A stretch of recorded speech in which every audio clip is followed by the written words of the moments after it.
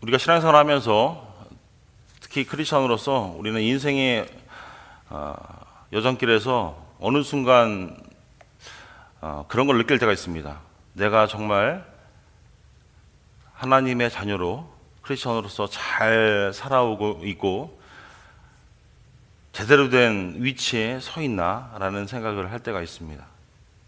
그리고 언제 어느 순간 나도 모르게 이상한 위치에 있을 때가 있습니다. 그리고 우리 이런 생각을 합니다. 내가 어떻게 이 자리에 올라왔지? 어떻게 지금 이 자리에서 저도 설교를 하고 있지? 어떻게 이 공동체로 모여 있지? 여러 가지를 궁금해했던 시간들이 우리의 삶 가운데서 자주 일어납니다. 지금도 마찬가지죠. 여러분이 사는 이 한 주간의 삶을 돌아보면서 어떻게 이런 만남이 있었지? 또 이런 일들이 있었지? 어떤 특별한 장소와 특별히 우리는 바이살리아라는 장소에서 함께 모여서 예배를 드립니다. 또 특정한 어떤 시간에 다른 사람들과 함께한 우연의 그런 사건들을 되돌아보신 적이 있으십니까? 제가 오늘 이 말씀을 읽으면서 한 주간의 삶을 되돌아보고 지난 18년간의 제 목회 생활을 되돌아보면서 말씀을 준비를 했습니다.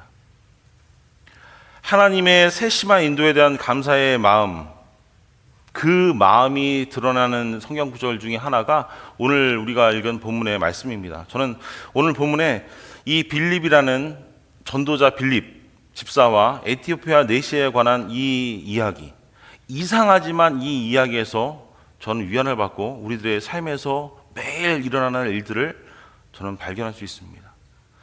바라기는 오늘 아침 본문 말씀 가운데 우리의 삶을 향한 하나님의 뜻 안에서 정말 위대한 순종 가운데 우리가 위대한 여정을 가기 위해서 필요한 것들이 무엇인가를 우리가 함께 생각해 보고자 합니다.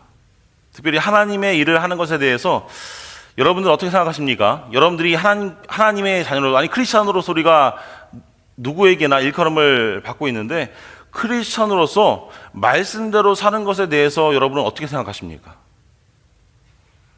그냥 거룩하게 스스로에게 한번 질문해 보셨으면 좋겠어요.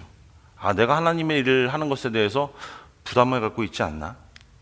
내가 말씀대로 사는 것에 대해서 혹시 잊어버리고 살고 있지는 않나?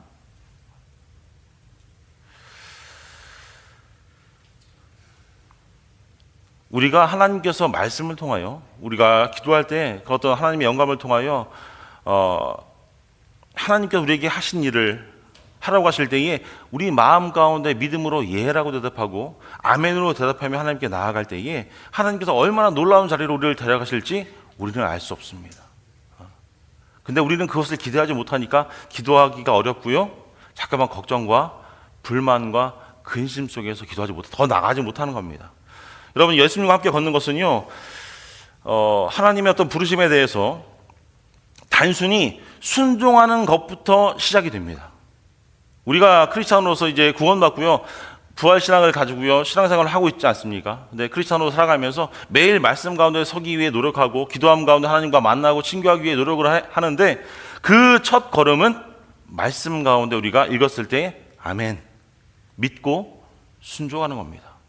하나님께서 우리가 마음 가운데 어떤 영감을 주셨을 때에 아멘, 믿고 순종하는 거예요. 그래서 오늘 본문의 말씀을 통해서 이 전도자 빌립에게 일어났던 일에 대해서 우리가 함께 나눠보고자 합니다. 우리가 성경 읽어보면요, 빌립은요, 저와 여러분의 별반 다르지 않은 똑같은 평범한 사람이었습니다. 제자 빌립이 아닙니다. 오늘 성경에 말씀 나온 빌립은요, 예수님의 제자, 12제자 중에 빌립이 아니라 전도자 빌립입니다.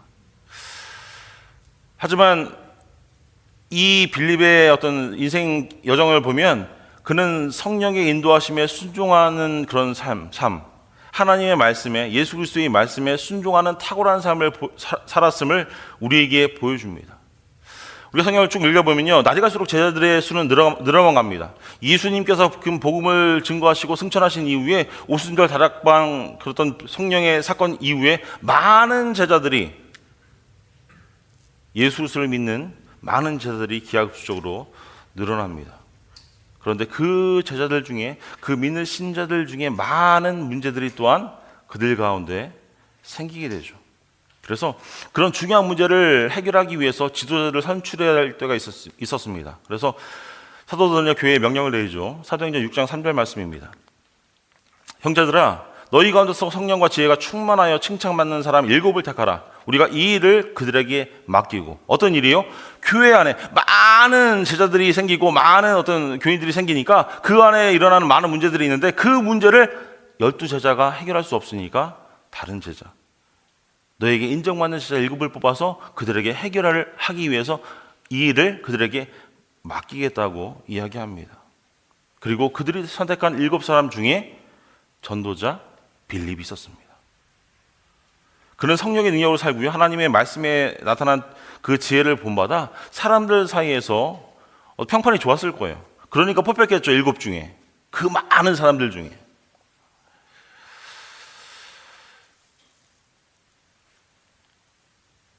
형제들아 너희 가운데 성령과 지혜가 충만하여 칭찬받는 사람.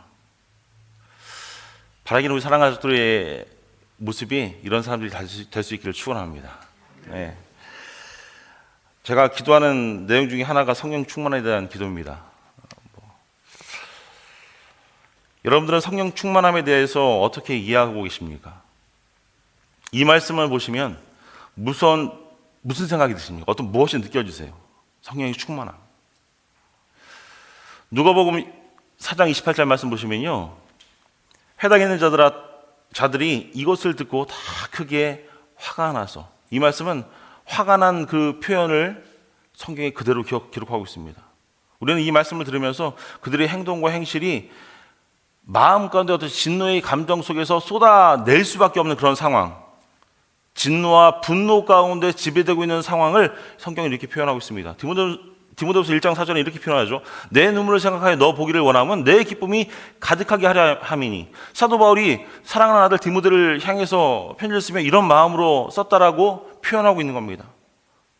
사도 바울은 눈물로 상징된 디모데의 그 믿음을 생각하며 내가 가진 큰 기쁨의 감정 속에서 디모데를 보고 싶어하는 사도 바울의 마음을 이렇게 표현하고 있어요. 내 눈물을 생각하여 너 보기를 원하면 내 기쁨이, 너를 생각하는 내 큰 기쁨이 가득하다라는 것을 표현하고 있는 겁니다.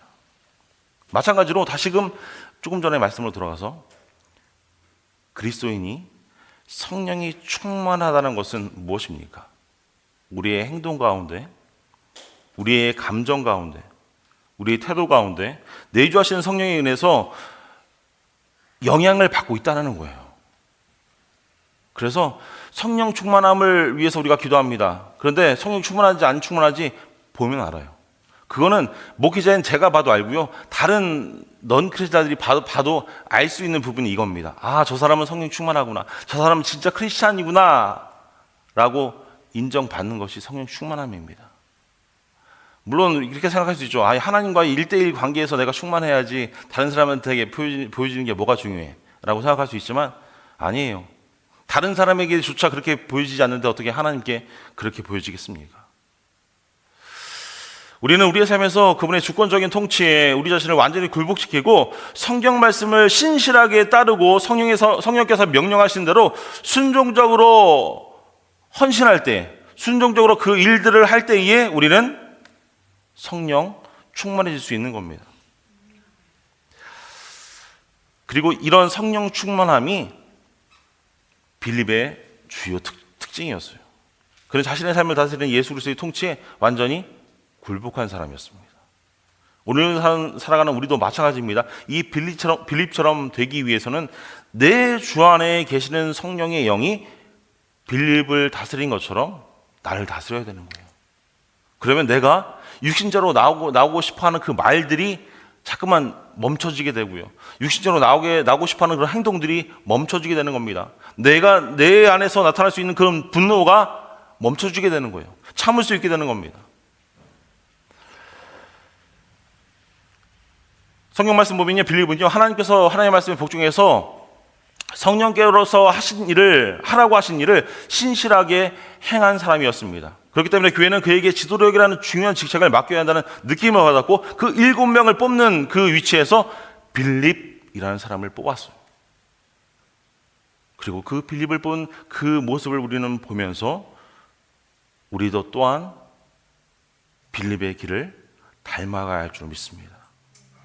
어떻게 하나님의 영이 이 빌립을 위대한 여정 가운데 인도해냈는지, 아니 빌립이 하나님의 위대한 여정길 가운데 살아가면서 어떤 행동을 했는지, 그리고 그 여정이 어떻게 시작되었는지를 오늘 본문의 말씀은 우리에게 보여줍니다.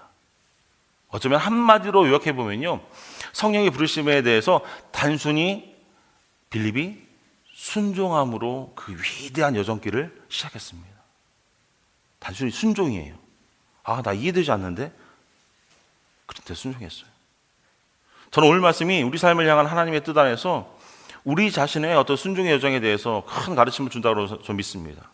그리고 빌립에게서 그것을 우리는 찾을 수 있습니다. 어떤 빌립이요? 성령 충만한 빌립. 성령에 의해서 모든 것이 지배받는 그런 빌립의 모습 속에서 우리는 그것을 찾을 수가 있는 겁니다. 그래서 오늘 예배에 함께하는 우리 가족들 모두가 정말로 우리 마음 가운데 그런 마음을, 그런 믿음을 가지고 예배 자리에서 떠나셨으면 좋겠습니다. 우리가 정말 성령 충만하여 예배 가운데 떠날 수 있게 되기를 축원합니다. 이 예배에 있는 모든 우리 사랑하는 가족들 모두가 오늘 하나님께 순종하는 위대한 여정의 첫 걸음을 내딜 수 있는 그런 믿음을 가지고 예배의 자리에서 떠나셨으면 좋겠습니다. 그 놀라운 목적지는 오직 하나님만이 아시겠지만 그 목적지를 향하여 오늘 첫 걸음을 내주셨으면 좋겠어요. 그러나 반대로 우리가 우리의 생애 동안 성령의 다스림에 순종하지 않는다면, 우리가 하나님의 뜻 안에서, 그분의 뜻 안에서 우리를 위대한 여정의 그 길로 데려가실 수 있을지는 결코 기대할 수 없습니다. 저와 여러분을 향한 하나님의 여정의 길은 어떤 모습일까요? 어떻게 신앙생활 하십니까? 앞으로 더 많은 시간이 남았잖아요. 아직. 그 시간은 누구도 모르는 거 아닙니까? 당장 이제 말세가 다가오는 이 시대에 당장 내일이 될 수도 있고요, 오늘 밤에 예수님이 재림하실 수도 있고요. 저 여러분을 위한 하나님의 여정은 어떤 모습일까요? 우리는 항상 핑크빛 미래를 꿈꿉니다. 아름답겠지, 잘 되겠지, 좋겠지, 천국에서 많은 것을 누릴 수 있겠지. 하나님께서 빌립을 데리고 가신 여정을 보면요, 우리 모두가 따라가고자 하는 그 어떤 흥미로운 여정입니다. 좋은 여정이에요. 그러나 우리 입장에서 정직하게 생각해 보면요, 하나님께서 저와 여러분을 위해 만드신 그 여정은요, 빌립의 여정과 다를 수 있음을 꼭 기억하십시오. 빌립이 꽃길을 걸었다고 해서 내가 빌립을 믿으니까 나도 크리스찬으로서 나도 꽃길을 걷겠지라고 착각하지 않으셨으면 좋겠어요. 우리가 선입견을 가지고 신앙생활 하지 않으셨으면 좋겠습니다. 우리 중 누구에게는 하나님께서 다른 사람들보다 더 큰 고난과 염려와 어떤 시련과 고통을 포함한 그런 여정길을 준비해 주셨을 수도 있습니다. 어쩌면 그 하나님께로 가는 그 여정길이 내가 생각한 것보다 힘들 수도 있습니다. 주님께서 사도 바울을 부르셨을 때에 사도행전 9장 15절 말씀입니다. 주께서 이르시되 가라, 이 사람은 내 이름을 이방인과 임금들과 이스라엘 자손들에게 전하기 위하여 택한 나의 그릇이다 라고 축복하셨습니다. 뭐예요? 내가 선택한 나의 그릇이야, 내 것을 담을 그릇이야. 하지만 이어지는 16절 말씀 보세요. 그가 내 이름을 위하여 얼마나 많은 고난을 받아야 할 것을 내가 그에게 보리라. 하나님께서 이런 그릇으로 선택하시고 도구로 선택하시고 우리를 크리스찬으로 만들어 주셨지만 그 다음에 우리에게 주시는 것은요, 너희가 감당해야 할 많은 고난들이 있을 수 있어. 사도 바울이 보여줬잖아. 너희보다 대단한 사도 바울이 보여줬잖아. 사랑하는 여러분, 그것이 확실한 바울의 인생의 특징이었습니다. 우리는 사도 바울의 모든 것들을 바라보면서 성경을 보면서 사도 바울의 많은 어떤 축복과 누림과 어떤 하나님과의 친교, 예수님과의 가까움, 그런 것들을 바라고 또 원하고 그렇게 기도합니다. 물론 맞습니다. 하지만 그 이면에, 동전의 뒷면에서 나온 그 이면에 항상 붙어있는 것이 바로 이거예요. 사도행전 9장 16절의 말씀. 내가 내 이름을 위하여, 예수 그리스도의 복음 증거를 위하여, 복음 선파를 위하여 얼마나 많이 내가 고난을 받아야 할 것을 내가 그에게 보이리라. 여기서 뒤집어 볼까요? 우리 안에 얼마나 많은 고난이 없고요, 어려움이 없고요, 우리가 신앙생활하면서 아무런 고통이 없다면 우리가 내 이름을 위하여, 예수 그리스도의 이름을 위하여 아무것도 하지 않았음을 부끄럽게 여겼으면 좋겠습니다.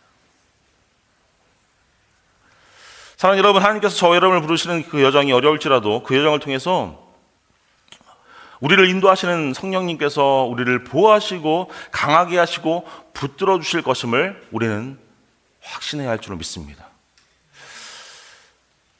우리는 하나님께 순종하며 앞으로 나아가고 나를 위한 그분의 여정에 나의 인생의 모든 것들을 드려야 하는 것, 그것에 두려워할 필요가 없습니다.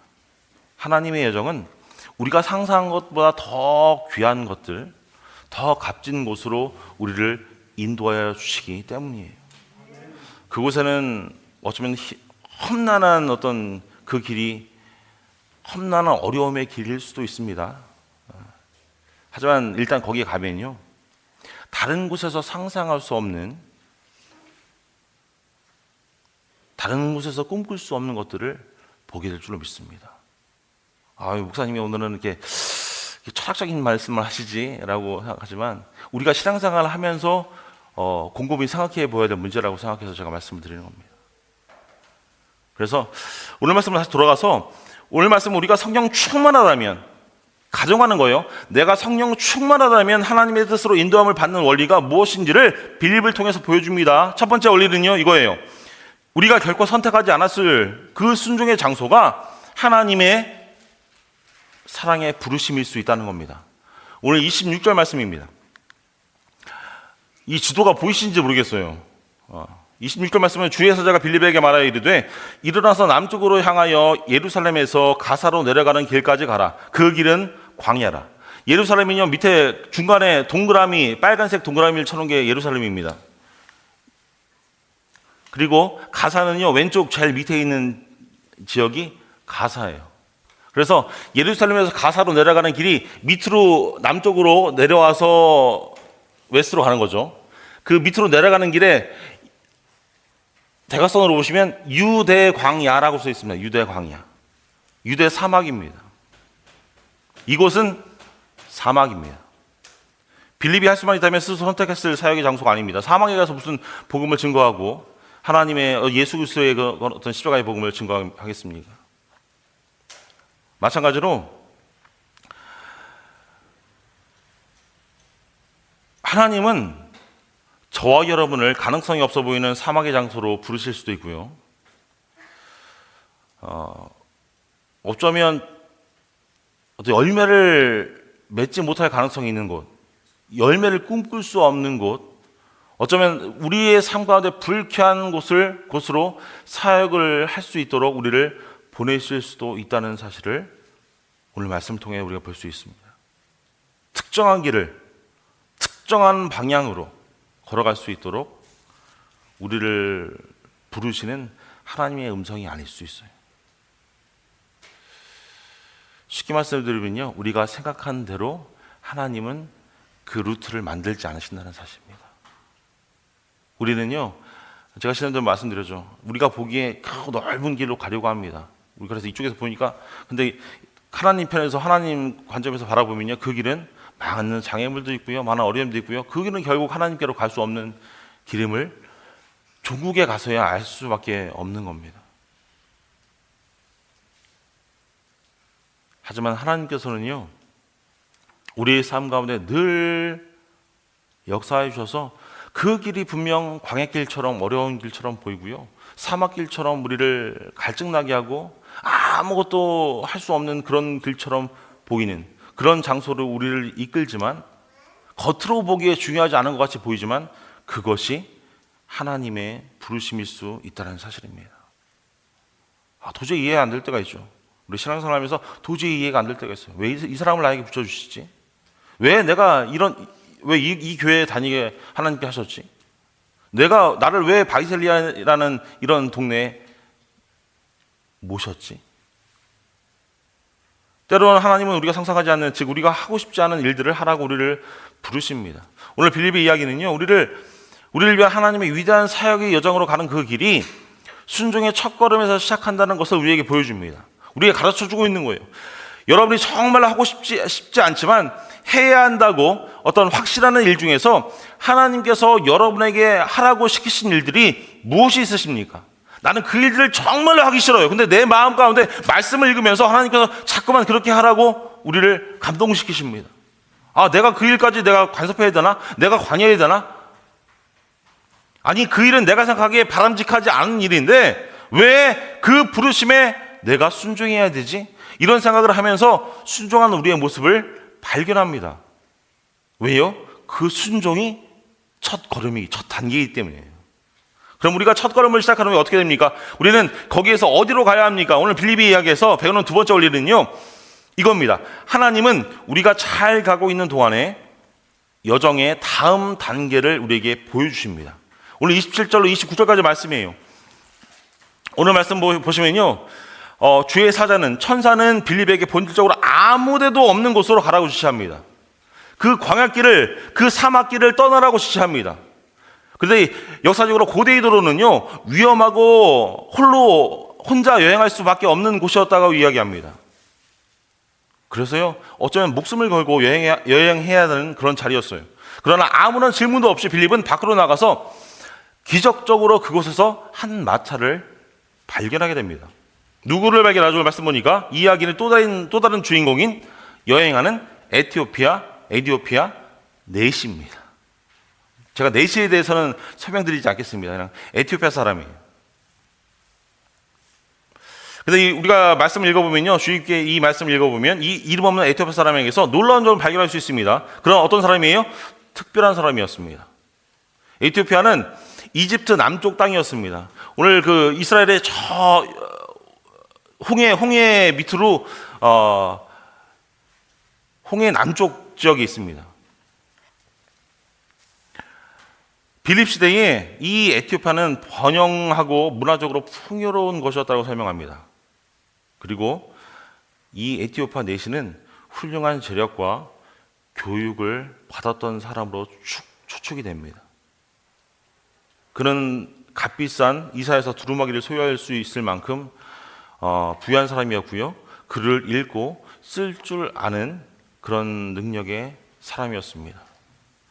그리고 고국에서 예루살렘까지 매우 길고 위험한 그런 여행을 선택할 만큼 어떤 여유로운 사람이었어요. 그뿐만 아니라 오늘 말씀 보니까 수레를 소유하고 있었고 마차를 소유하고 있었습니다. 그만큼 부유합니다. 한마디로 에티오피아 왕국에서 큰 권력을 지닌 인물 중에 한 사람이라고 우리는 표현할 수 있습니다. 그런데 하나님의 그런 감동을 입은 빌립은 그 수레 옆으로 막 달려가서 이렇게 이야기하는 거예요. 지금 당신이 읽고 있는 것을 이해하십니까? 이해가 되세요? 옆에 에티오피아 내시는 좋은 수레에 좋은 마차에 앉아서 성경을 읽으면서 이사야서를 읽으면서 이렇게 타박타박 가고 있는 거예요. 근데 옆에 있는 빌립은요, 열심히 달려서 그 옆에서 얘기하는 겁니다. 그 마차 옆에서 상상해 보셨으면 좋겠어요. 그 장면을 상상해 보십시오. 마차 옆을 열심히 달리던 한 남자가 한 사람이, 낯선 사람이 숨을 헐떡헐떡 거리면서 이야기하는 겁니다. 질문하는 거예요. 너 읽고 있는 거 이해되니? 운전사가 딸린 이 마차를 타고 있었던 이 에티오피아인은 이런 이상한 이야기를 들으면서 어쩌면 무례하고 대담한 이 질문에 어떻게 반응합니까? 아마도 자기가 큰 권력이 있었고 부가 있었고 교육 수준이 높은 이 사람이라면, 일반적이라면 이 빌립의 이야기를 그냥 무시하는 게 정상이잖아요. 내가 마차를 타고 가는 옆에서 헐떡헐떡거리면서 이야기하는 거예요. 뭐 읽고 있니? 그럼 우리는 뭐라고 대답하겠습니까? 내가 상관할 바가 아니야. 네 길이나 가. 일반적으로 빌립과 같은 일반인들은 그런 마차를 쫓지 않고 정중하게 옆에 서서 마차가 지나가는 한 다음에 그 걸음을 걸어가는 것이, 그 여정길을 걸어가는 것이 정상적인 일이었습니다. 하지만 무슨 일이 일어났습니까? 29절 말씀 보시면 성령이 빌립더로 이르시되 이 수레로, 이 마차로 가까이 나아가라 하거늘. 하나님의 성령이 빌립의 마음을 감동시켜서 이야기하는 겁니다. 저 수레로 가까이 가. 그 이외에는 더 이상 하나님께서 지시하지 않으셨습니다. 너 가까이 가서 그 사람이 무엇을 읽나 보고 그 물음에 대답해주고 성경을 가르쳐, 복음을 가르쳐 이야기하지 않으셨어요. 하지만 빌립은 그런 일이 생기면 무엇을 해야 될지를 분명히 알고 있었던 것 같습니다. 그리고 만약에 빌립이 자신을 향한 하나님의 모든 계획을 알 때까지 첫 번째 그 단계를 밟기를 기다렸다면, 순종의 단계를 밟기를 기다렸다면 아무 일도 빌립의 삶 가운데 일어나지 않았고요, 에티오피아 내시의 삶 가운데 아무 일도 일어나지 않았음을 이해하십시오. 사랑하는 여러분, 우리가 신실하게 우리가 하나님 앞에 정말로 순종적으로 첫 번째 단계를 밟을 때까지 하나님께서 우리를 위한 하나님의 크신 계획을, 아니 그 다음 단계를 기다리실 수 있음을 꼭 기억하셨으면 좋겠습니다. 우리가 첫 번째로 신실함 가운데 순종함의 단계로 나아갈 때까지 하나님은 기다리실 수 있어요. 우리 삶에 아무런 전진도 없고요, 아무런 변화도 없습니다 라고 여겨진다면 다시 한번 처음으로 돌아가십시오. 내가 첫 단추를 끼웠나? 내가 첫 단계를 밟고 순종의 자리 가운데 한 걸음 올라섰나? 이제 더 앞으로 나갈 수 있는 그런 위치에 준비가 되었나? 내가 움직일 수 있나? 저는 군대에서 운전병이었습니다. 군종도 했어요. 교회에서 전도사로 군종도 같이 두 가지 일을 겸직했습니다.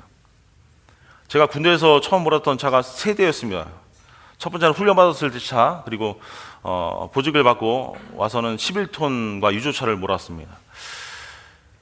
처음에 제가 훈련받던 차는 그 파워 스티어링이라고 하잖아요. 핸들에 파워 스티어링이 없었습니다. 그래서 제자리에서 그 트럭을 옮기려면요, 제 온몸에 힘을 다 담아서 그 핸들을 틀어야 바퀴가 조금씩 움직이기 시작합니다. 정말 그때는 제가 이만큼 무겁지 않았어요. 제가 한 70kg였는데 몸무게를 다 투자해서 돌려야, 온 힘을 줘서 돌려야 그 핸들이, 바퀴가 한 45도까지 꺾입니다. 근데 우리가 잘 알고 있죠. 운전하시는 분들은 아실 겁니다. 처음에는 양손으로 움직이다가도 조금만 이 차가 움직이고 구르게 되면 그 다음엔 한 손으로 돌려도 그 바퀴는 잘 움직입니다. 신기하죠? 조금 전까지도 돌아가지 않던 바퀴가 조금 움직이면 잘 움직여요. 일단 자동차가 땅에서 움직이고 구르면 한 손으로도 쉽게 자동차를, 그 무거운 트럭을 조종할 수 있고 운전할 수 있다는 것을 우리는 압니다. 저는 그게 우리의 어떤 신앙의 모습, 그것도 마찬가지라고 생각해요. 저 어제 이 순종에 대해서 어떻게 표현할까? 어떤 예화가 있을까? 내가 경험한 순종이 무엇일까? 아무것도 없더라고요. 내가 깊이 있게 생각을 안 해봤구나. 근데 불현듯 하나님 주시는 마음은 이거예요. 운전하다 보니까 나를 위한 하나님의 계획이 다음 단계를 드러내기 전에 내가 충실하게 먼저 그 순종의 단계를 밟고 앞으로 나갈 때까지 기다리는 것이 하나님의 계획일 수 있겠구나. 여러분, 많은 사람들이 하나님께서 자신들에게 원하시는 모든 것을 알 때까지 그냥 앉아서 하나님의 인도를 기다립니다. 그게 신앙생활에서 가장 문제 중에 하나예요. 하나님께서 내가 가만히 있으면 다 알아서 해주시겠지. 성령이 마땅히 빌바를 우리가 알지 못하나 성령님께서 친히 간구해 주신다는 그 말씀에 그냥 의지하면서 나 성령이 믿으니까 성령님께서 친히 간구해 주시겠지. 나의 필요를 채워주시고 나의 어려움을 기도해 주시고 나의 모든 가정과 나의 교회와 모든 것들을 하나님께 다 안위해 주시겠지. 물론 부분적으로는 맞습니다. 모든 것을 앉아서 하나님의 인도를 기다리는 것은 하지만 잘못된 겁니다. 하나님 그렇게 일하시지 않습니다.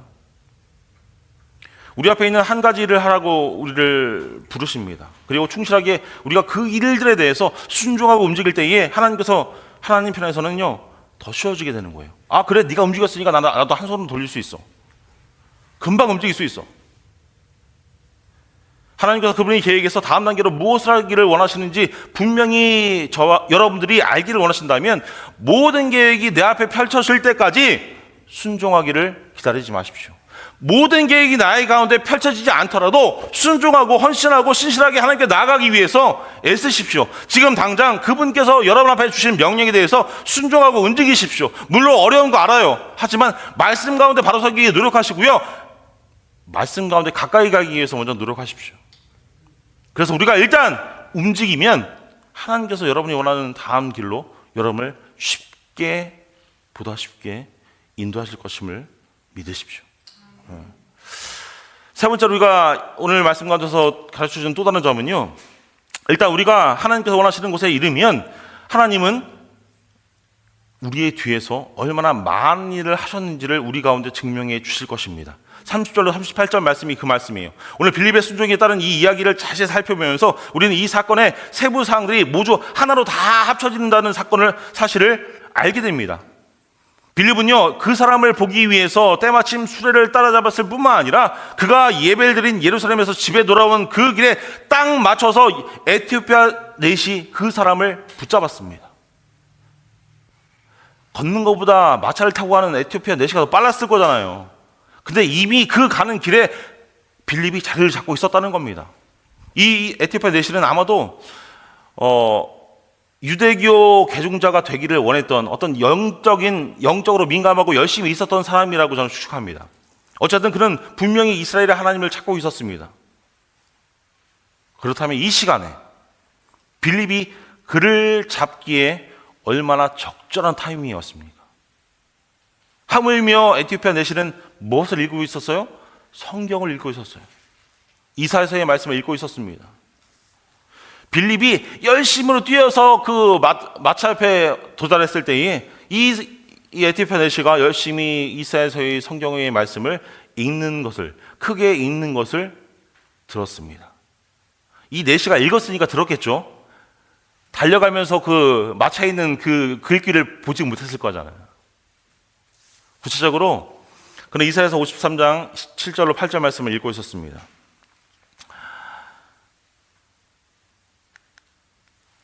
읽는 구절은 이것이니 32절이에요. 일렀을 때 그가 도살자에게로 가는 양과 같이 끌려갔고 털 깎는 자 앞에 있는 어린 양이 조용함과 같이 그의 입을 열지 아니하였도다. 그가 굴욕을 당했을 때 공정한 재판도 받지 못하였으니 누가 그의 세대를 말하리요. 그의 생명이 땅에서 빼앗김이로다 하였거늘. 아멘. 구약 전체에서 죄인들을 위한 예수 그리스도의 십자가 희생에 대해서 놀랍도록 분명하게 우리에게 주신 예언 중에 하나가 이 본문의 말씀입니다. 이사야서 53장 7절로 8절의 말씀, 오늘 인용한 32절 33절 말씀이에요.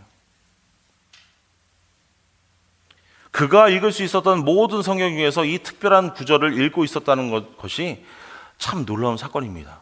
우리가 이해할 수 없는 사건이에요. 저는 이 짤막한 26절로 40절까지 말씀을 보면서요, 너무나 이상한 것들을 많이 발견합니다. 다 놀라운 일이에요. 다 이상한 일이에요.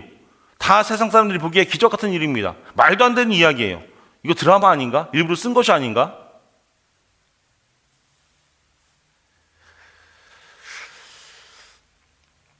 그의 말을 듣고 빌립은요, 그 마차 옆으로 달리면서 그 사람에게 자신이 읽고 있는 내용을 이해하는지 묻습니다. 너 이해가 되니?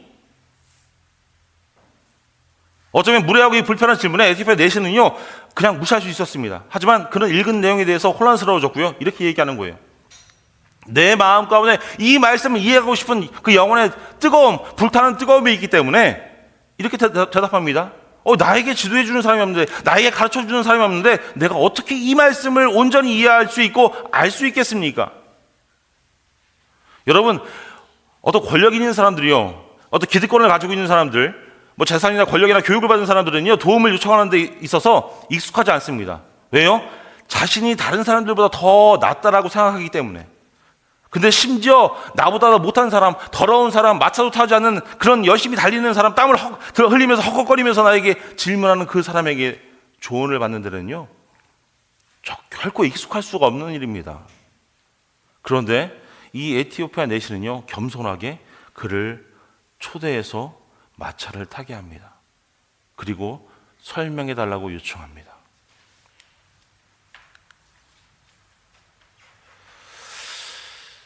빌립은요 결코 자신의 힘으로, 자신의 능력으로 그런 일을 준비할 수 없었습니다. 그 모든 것은 누가 계획했어요? 하나님께서 계획하신 겁니다. 그런 다음에 이스움에 관한 구절을 읽으면서 에티오피아 이 내시는 빌립과 같은 신실하고 성경 충만한 크리스찬에게 물어볼 수 있을 만한 질문을 하죠.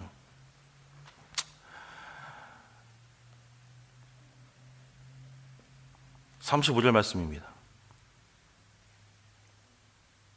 빌립이 빌러 이 글에서 시작하여 예수를 가르쳐 복음을 전하니. 하나님은 빌립에게 너 복음을 전해. 너 복음을 전하기 위해서 저기로 그 광야로 나가야 돼.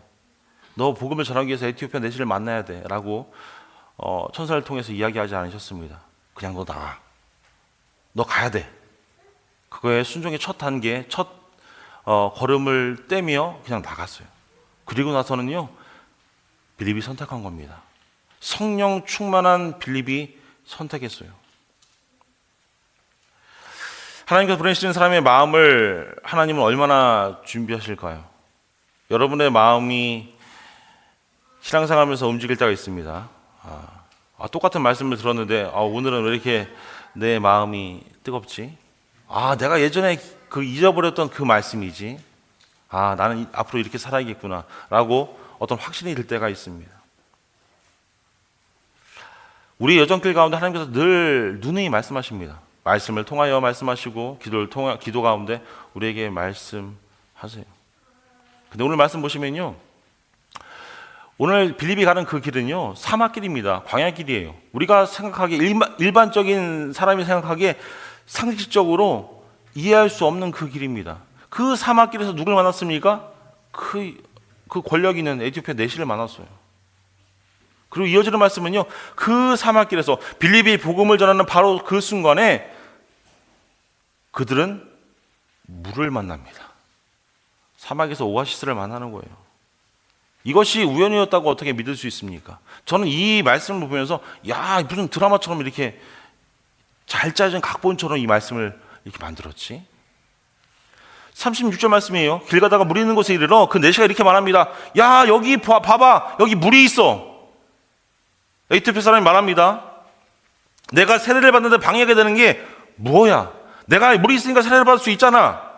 빌립한테 이야기하는 겁니다.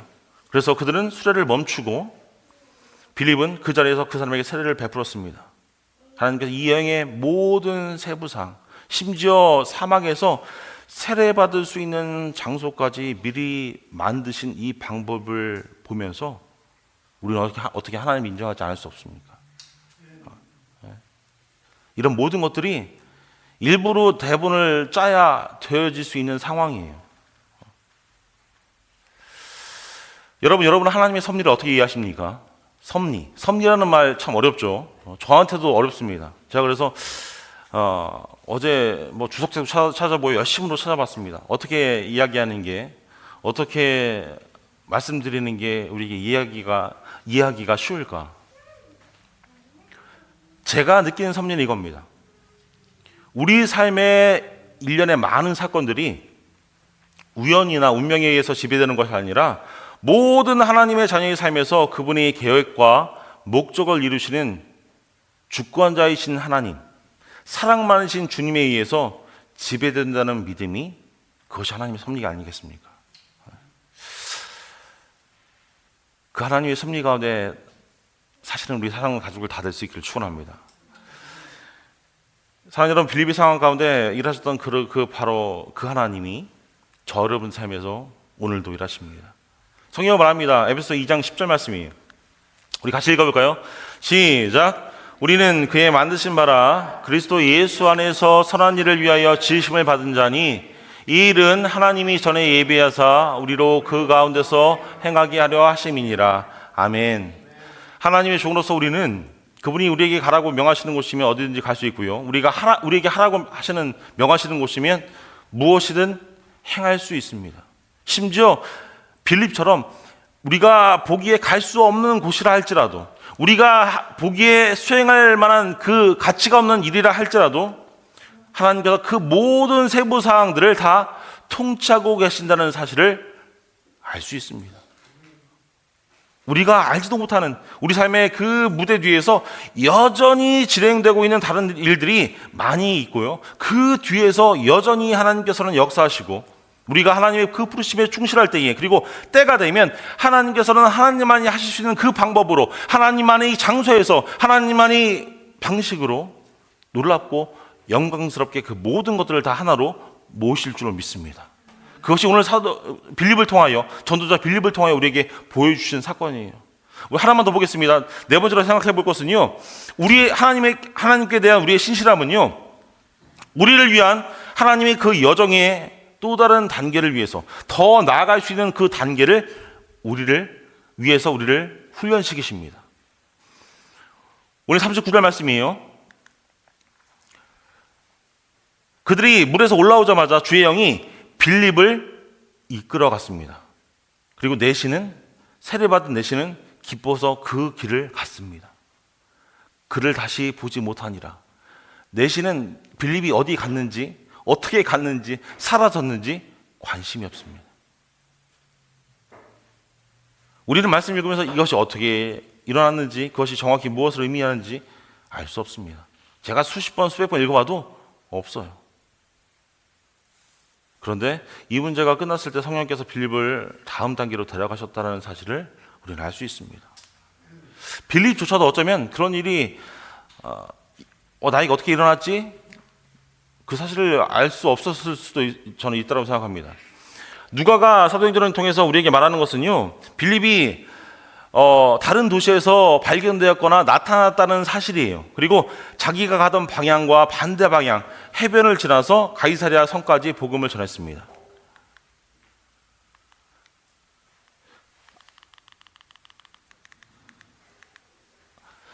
아까 봤던 제가 예루살렘에서 남쪽으로 내려서 가사까지 갔잖아요. 가사 위에 아스글론 위에 아스돗까지 가서 전도를 하다가 가이사랴는 저 맨 위에 네모칸입니다. 네모칸. 처음에 시작했던 곳이요, 사마리아에서부터 시작했습니다. 가이사랴 오른편에 보면요, 갈멜산 그 살렘 에논 왼쪽이 사마리아 땅입니다. 거기서부터 시작해서 예루살렘으로 내려와서 가사를 지나서 다시금 자기 있었던 곳에서 가까운 가이사랴까지 올라가는 그런 여정길이 시작이 되고 전도자의 삶을 살게 되었습니다. 요점은요, 성령이 어떻게 빌립을 다른 여정으로 데려갔느냐 하는 거예요. 우리가 성경 읽으면서 다음에 빌립을 읽을 때는요, 약 20년 후입니다. 사도행전 21장에 나오는데요, 21장 말씀 보시면요, 분명히 가이사랴, 저 위에 있는 가이사랴에 거주했던 것이 확실합니다. 그리고 그 지역에서 가족을 키웠고요, 하나님은 그에게 교회를 위해서 예언적으로 사역할 4명의 처녀의 딸을 주셨습니다. 사도행전 21장 9절 말씀이에요. 그에게 딸 넷이 있으니 처녀로 예언하는 자라. 빌립에게 주신 딸이에요. 처녀인데 예언을 했어요. 그리고 이때 빌립 자신이 하나님의 백성 가운데서 8절 말씀 보시면요, 이튿날 떠나 가이사랴에 이르러 7 집사 중 하나인 전도자 빌립이라는 새로운 호칭을 받았습니다. 다시금 말씀 들어갑니다. 사랑하는 여러분, 하나님께서 겉으로 보기에 불가능해 보이는 것, 불가능해 보이는 그 부르심을 통해서 성취한 많은 일들이 있습니다. 특별히 빌립이 하나님께 순종한 것은요, 하나님께서 그를 위해 준비하신 또 다른 위대한 일을 향한 중요한 단계임을 성경은 우리에게 보여줍니다. 사마리에서 시작해서 쭉 돌아서 다시금 가이사랴에 도착한 그런 일들, 그 모든 것들이 하나님의 인도하심이었습니다. 하나님께서 빌립에게 주신 부르심은요, 그를 멀리 돌아갔다가 다시금 돌아오게 하셨어요. 고향 땅에서 멀리 떨어지게 하셨다가 다시금 고향 땅에 가깝게 하셨습니다. 하지만 그 빌립의 여정길을 보면요, 아무런 의미가 없이 그 유대 땅을 돌아다녔던 것이 아닙니다. 빌립이 순종의 첫 번째 단계에서 그를 향한 하나님의 부르심에 충실하지 않았다면 그를 향한 하나님의 계획이 다음 단계에 결코 들어가지 못했을 겁니다. 하나님께서 그의 마음 가운데 너 예루살렘을 떠나서 유대 광야로 나가야 돼, 저 사막길로 가야 돼 라는 그 하나님의 부르심에 제가 가겠습니다, 순종하겠습니다라는 그런 고백이 시작이 없었다면 이 전도자 빌립의 일들은요 없었을 거예요. 그래서 첫 번째 단계가 중요합니다. 말씀 마무리 또 가겠습니다. 사랑하는 여러분, 하나님께서는 우리 크리스찬들이 받아들이기만 한다면 우리들에게 빌립에게 보여주셨던 정말 독특한 그런 일할 수 있는 자리, 흥미진진한 여정의 길을 우리에게 주신다고 믿으십니까? 아멘? 네.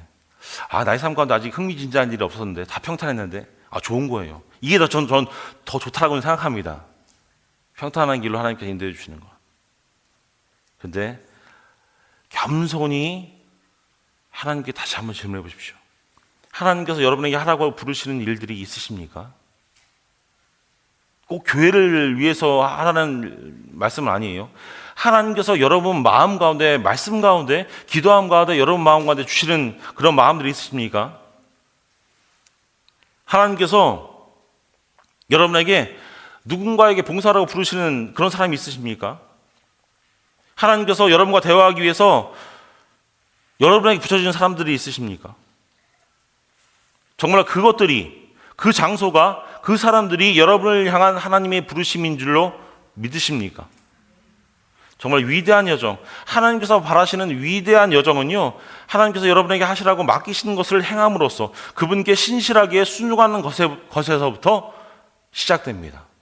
그래서 바라기는, 사랑하는 여러분, 우리 사랑하는 가족들 모두가 하나님께서 저와 여러분이 결코 꿈도 꾸지 못했던 곳으로, 정말 우리가 꿈꿀 수밖에 없는 그곳으로 데려가실 수 있음을 믿으시고 더욱 순종하시는 그 첫 번째 단계로 나아갈 수 있는 우리 사랑하는 가족들 다 될 수 있기를 주님 이름으로 축원합니다.